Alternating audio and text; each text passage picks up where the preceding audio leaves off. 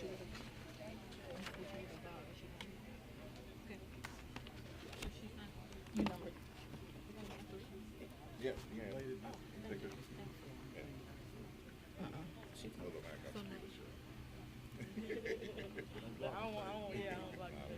good afternoon and welcome everybody.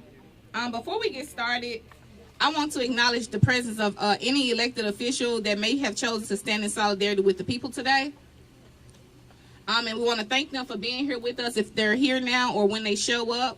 But we also want to make sure that if the electeds are present, that they're not asked questions, because today is about centering the voice of the people. We don't want the people's voice to be overshadowed, but we have invited electeds to come and stand in solidarity, so I just want to name that now. And I'm going to pass it on to Pastor Beatrix Wild to open us up in prayer.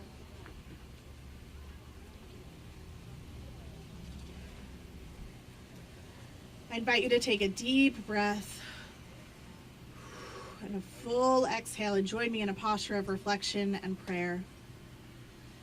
May we be emptied of our fear.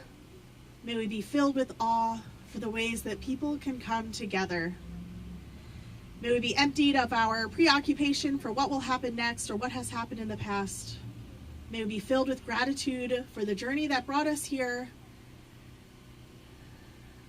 and gratitude for all the saints and fighters and organizers and activists who have stood where we stood, have walked where we walked, have fought where we fought. May the blessing of this organizing and this work today and our fight to free the 901 be a blessing to others and to the entire city. And may we receive the blessings, the many blessings our neighbors offer us. Amen. Thank you.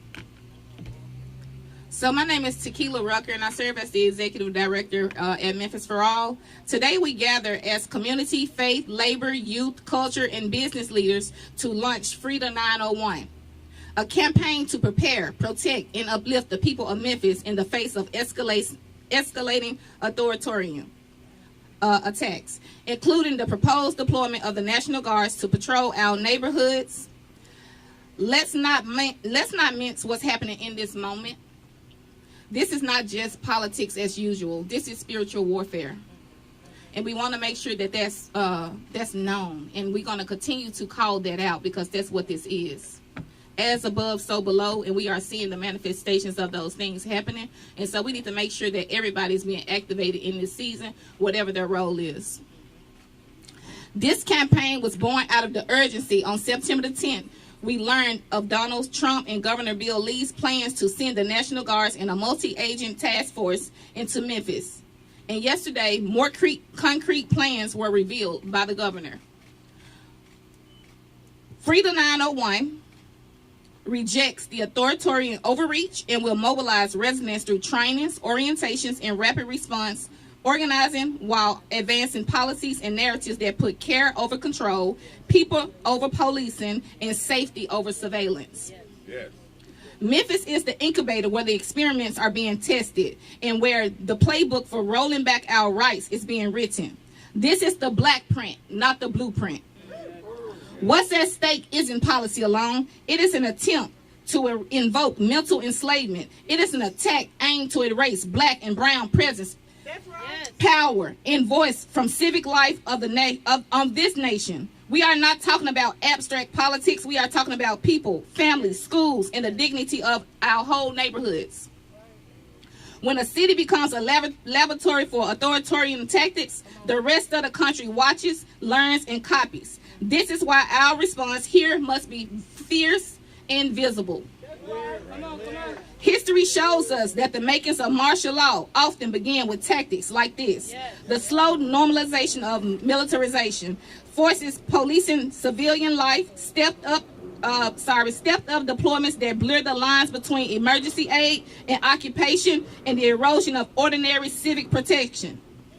That pattern has precedent and is precisely why we cannot allow Memphis to become the first city where martial law becomes a reality. In order to stop this, it's going to take all of us working together.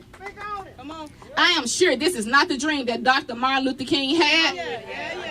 When he imagined people of all races, faiths, and walks of life would come together in justice and love. And if you ever wonder what you would have done during the civil rights movement, I challenge you to look in the mirror, because today is your day to make a decision. For Americans, this is not a drill. War has and is being declared against the citizens of America by the President of the United States, and you should be alarmed.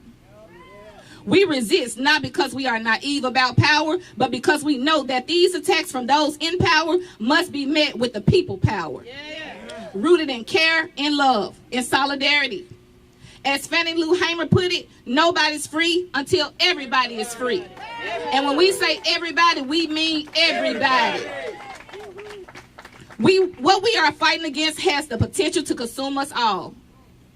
It's heavy, y'all. And the only way we stop this is by coming together. I'm calling on all prayer warriors under the sound of my voice to activate. We need you holding the spiritual front line. And to all my freedom fighters across the country, it's time to unite once more.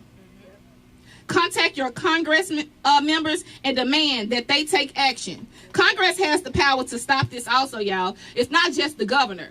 If we activate Congress across the country, we can get them to make decisions to roll this back. We can ask them to demand them to restrict Title 32 deployments, which is the status meant for state control, but not exploited for federal law enforcement and intimidation.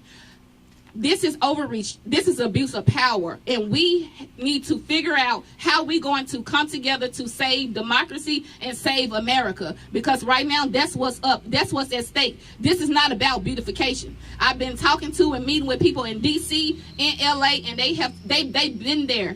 They're 46 days in. They're not just there beautifying the land. So don't be deceived by the rhetoric that you see on the media. You need to tune in to some credible resources that's going to give you the facts, not the propaganda. This not fake news. This real. We also stand in solidarity with Free DC and calling Congress to transfer DC Guard command to the mayor, so no one man can deploy them as their private army. Like, if you're not alarmed about what's happening in America today, then I question if you're awoke. Yes. I mean, are you existing in the current reality that we exist in? Yes. So what I said all that to say, history forgotten is the history repeated. Remember, where Memphis goes, so goes the South. And where the South goes, so does the country. Yes.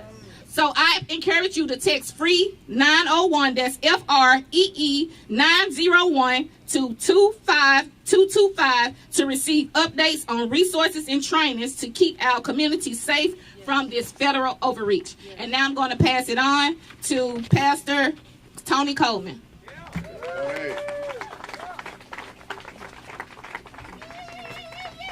Good afternoon. My name is Tony Coleman, and I have the privilege of serving as pastor at First Congo in Midtown Memphis. Thank you. And I want to talk to you today, friends, about empire. Since even before biblical times, empires have used the same three tactics to justify their presence: fear, despair, and convenience. It is convenient, according to some, to focus on the crimes of individual people rather than focus on the crime of systemic poverty. It is convenient to treat socioeconomic problems as if they can be fixed with jails and with uniformed folk carrying guns. It is convenient to roll out the number of murders that have happened in this city rather than talk about the millions of dollars in aid we were promised but never received.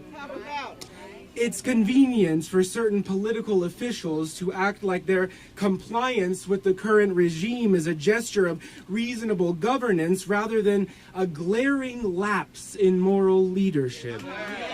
And so, if you're wondering, friends, why this administration is sending the National Guard here, the answer, at least in part, is that some people have made it very convenient. And so, part of our moral and spiritual charge in this time, friends, whether we're people of faith or we're people with faith that change can happen, I believe our charge in this moment is to muster the discipline to make things inconvenient. We've got to make our voices heard, not just in what we say, but in what we buy and where we do business. This city, through our workforce and our consumers, have made some businesses and nonprofits in this country big and rich. This city has launched whole political careers, and so now let us call on our leaders and ourselves to get off of the convenient sidelines and to get morally creative so that we can together make our city an inconvenient place for empire to take root and to grow. Thank you. Thank you. And next we're going to hear from our youth, Zara. Hello everyone, Assalamu alaikum, peace be upon you. My name is Zahra Al-Tarib and I'm a senior in high school. I wanted to first talk about the place that we're standing in front of, the juvenile court. Their youth program is one that takes in juvenile misdemeanor cases and has youth serving as the attorneys and jurors and other roles in the court. But what's special about this program is that it ensures restorative justice, not punitive measures. What I found from the cases that I've volunteered on is that a crime isn't just a crime. We might find out through the hearing that a teen isn't registered for school or that they may not have a permanent home. I say this to say what we all should know, that crime isn't isolated. Crime is the result of other failures of our systems. So if you cared about Memphis crime, you would care about our food insecurity. You would care about our lack of public transportation and housing. But if you cared about Memphis's future, you would care for its youth. It's youth who continue to sit in crumbling classrooms. It's youth who continue to question their safety at school due to the lack of gun regulation. Not to mention that of 700 youth polled, nearly 80% voted in favor of the gun referendums back in November. Is it not bad enough to have to go through security, to have to go through metal detectors, and have to have your backpack checked every day before you enter your own school? Will youth now have to live in a city where soldiers stand on every corner? I want to remind everyone that taxpayers will pay an estimated $1 million per day to have the National Guard here.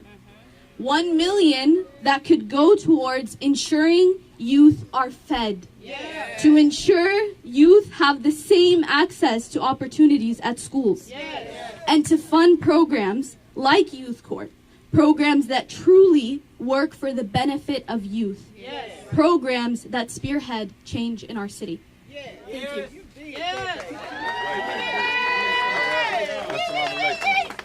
Great job, Zara. And now I'd like to invite Sandra Pizza.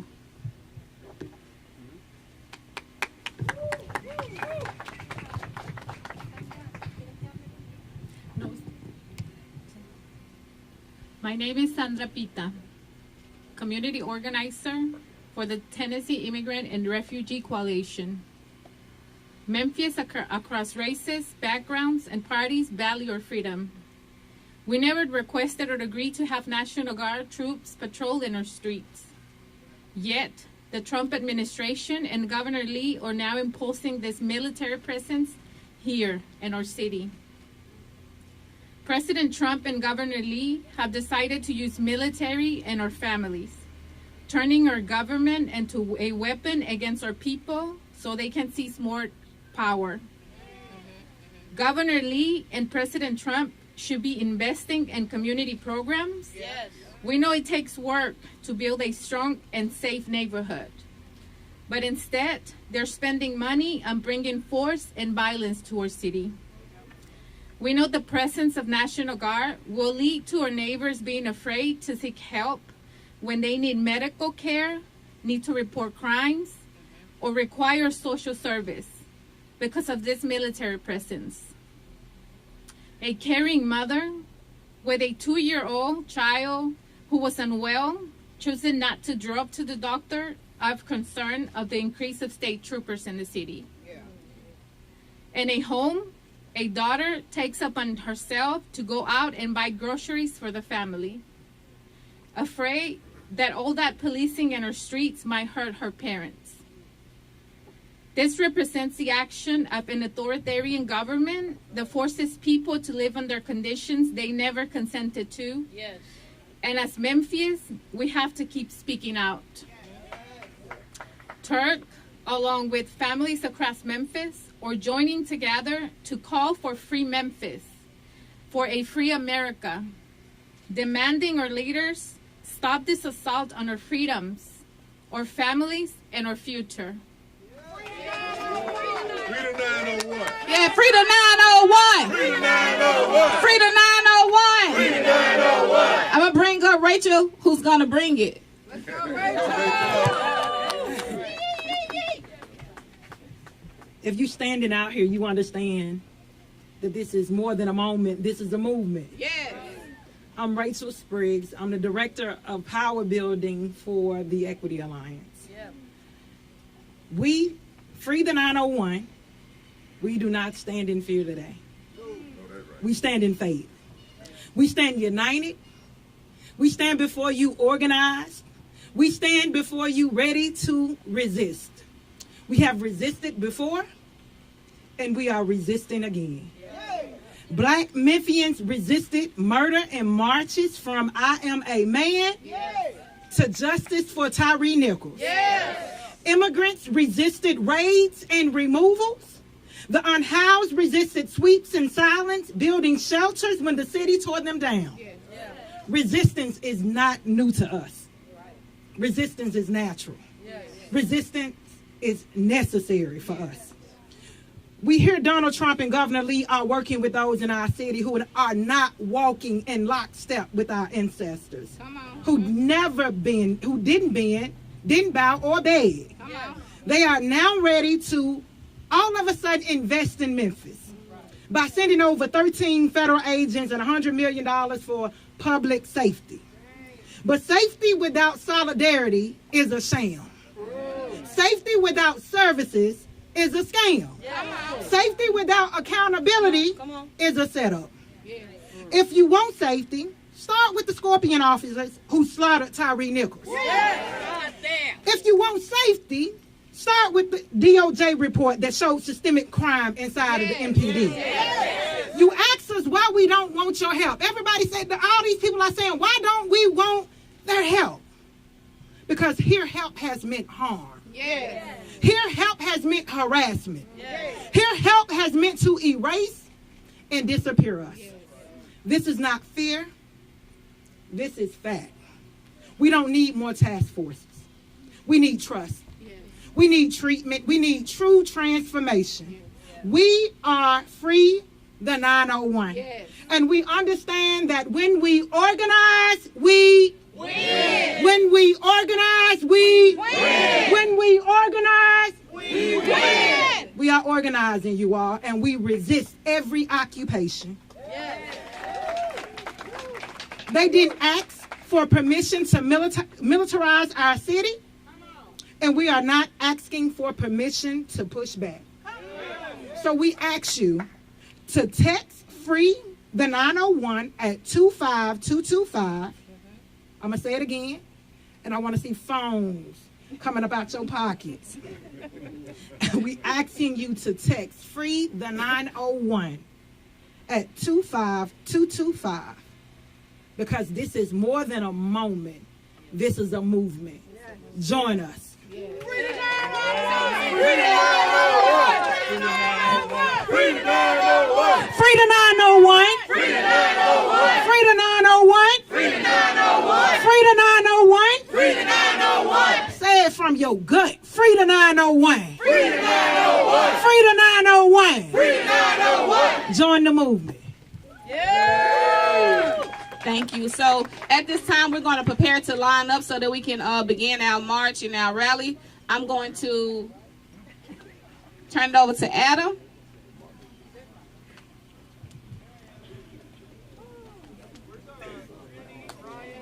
Trinity, Orion, we need you. I'm sorry, any questions? I apologize. Are there any questions? Hold up. Call him back. Adam, can we get the route? Hold up.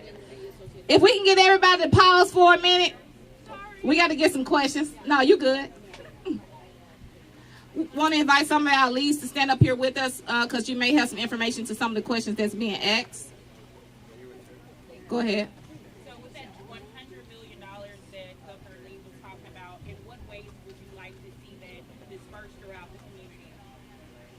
So we want to first see that dispersed in ways that can improve things for the youth to do in the community, but I'm going to pass that on to someone who has a better answer. Cardell Owen would stand for children. I was walking up as you said the question. So hit me with the question one more time. Rosalind Frank with Fox 13. Governor Bill Lee talked about the $100 million to invest in improving safety task force. Is there a way that you could maybe think about, or in what ways do you think that $100 million could benefit and be dispersed throughout the community? Oh, certainly. We know. And be specific, what organizations and all of that. Yes, we'll be happy to. I don't know if I'll get specifically into organizations, but I think there is clearly some organizations and groups that are working on all of these efforts. First and foremost, if we wanted to actually attack crime and solve some of the issues with violence, we would invest much more in violence prevention and intervention. The federal government has cut severely that funding for violence prevention, and even when they had the funding, Memphis was sorely underfunded based on comparison with other cities with similar challenges that we have. Other places where we would see it, because safety is not just about the safety from violence and crime, it's about food security, housing security. We know we have a crisis in affordable housing here. We should put money into our affordable housing trust fund that the city has sorely underfunded for years, ever since they set it up with only, less than $1 million, when we need hundreds of $millions invested in affordable housing. Public transit. We know the state of our public transit system here from MATA. We've been calling for organizations like Better Transit for Better Memphis have been calling for up to $35 million in additional funds that need to be put into MATA and public transit for us to have a functioning system that we all want to take, not just a system of necessity that takes 2 and 3 hours to get across a city, that houses a company that can get packages around the world in a day. If we want to go into workforce development, we know we have a high rate of opportunity youth that are disconnected from school and from work. We could invest in workforce development that we've been asking the city and county to invest in for multiple years. We could invest in economic development and funding small and medium-sized businesses in our communities directly that are the biggest sources for actually job growth, not the large wells that we try to bring in and sink pilots into. So these are just a few of the ways, not to get into education, not to get into our challenged infrastructure in terms of buildings, facilities that our children go to school in every day that need more than $1 billion in investment, our public hospital, Regional 1, that needs investment, and we need a new hospital.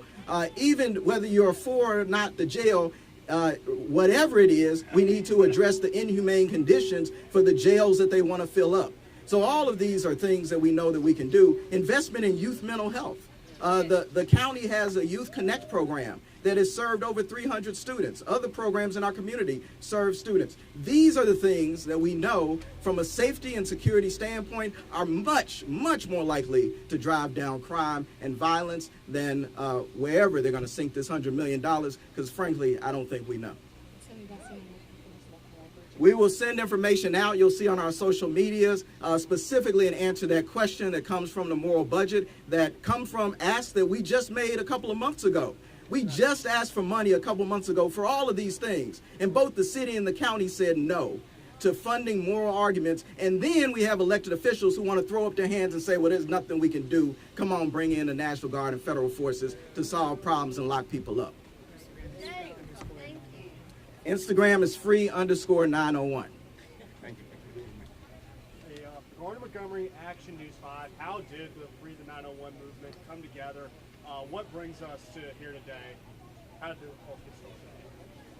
So Freedom 901 came together when a couple of visionaries saw that it was necessary to pull in various community organizations to figure out how we go forward in a time to fight against authoritarianism. And we know that we're stronger together, and it was important for us to put aside any disconnects that exist in this particular movement space so that we can figure out how do we go forward and execute together.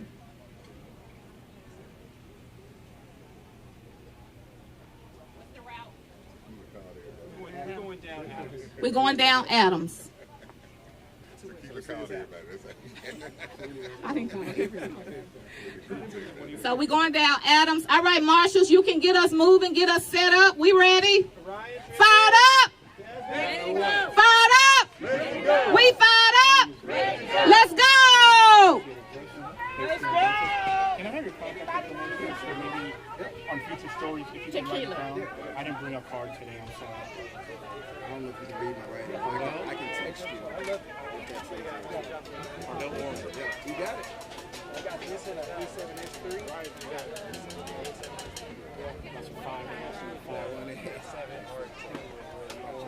It's cool. I like it. You like it? I like that you can see good photo stands out there. That's the thing. Okay. That's what I'll do Adrian's saying. Okay, great. What I'll do is I'll email you my contact information. I want to switch it up. So you might be hearing from me moving forward. Okay, I'd love to. Thank you. With other people. Thank you. Y'all want anyone that you can put on? If there are people who want interviews, let us know.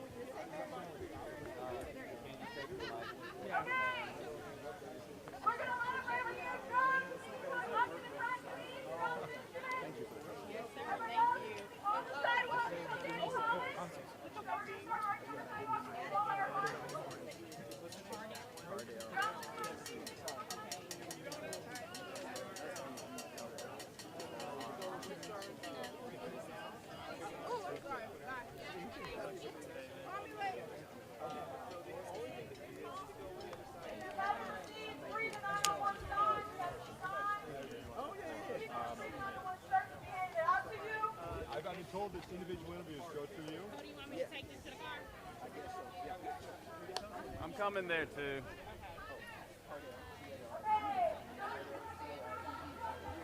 You go ahead and unlock one.